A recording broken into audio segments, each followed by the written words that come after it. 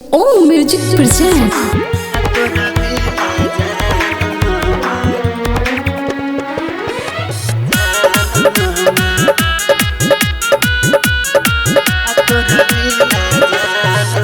तोरा बिना कैसे जीवो सुने करे जावागे के करा के करबहु हम फोन में से जावागे। तोरा बिना कैसे जीवो सुने करे जावागे के करा के करबहु हम फोन में से जावागे। दिल में दर्द दिया है तो जहिया बरतिया तो तोरा बिना जान हमर पत्थर के छतिया है तो तोरा बिना जान हमर पत्थर के छतिया है तो तोरा बिना जान हमर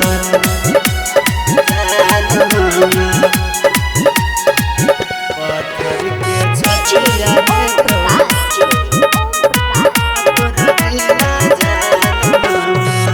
दिल में छुपैने रहियो तोरे सपना गे तोरी दिली हमर पगली सब अरमाना गे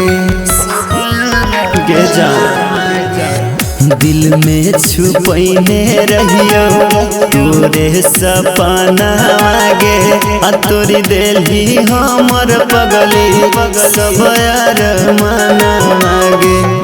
रोई रोई हमर पगली दिन अरी रतिया है तो रोई रोई हमर पगली दिन अरी रतिया है तो तोरा बिना जान हमर पत्थर के छतिया है तो तोरा बिना जान हमर पत्थर के छतिया है तो तोरा बिना जान हमर तोरा बिना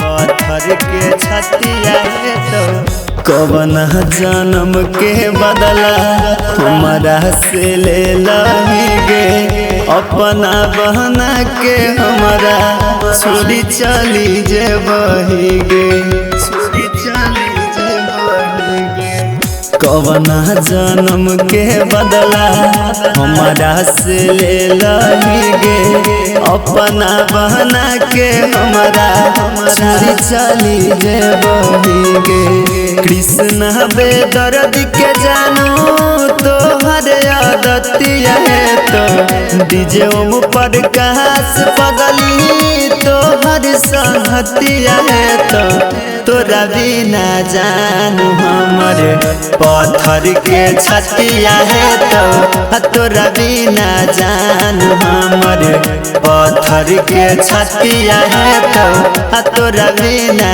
जानू हमर।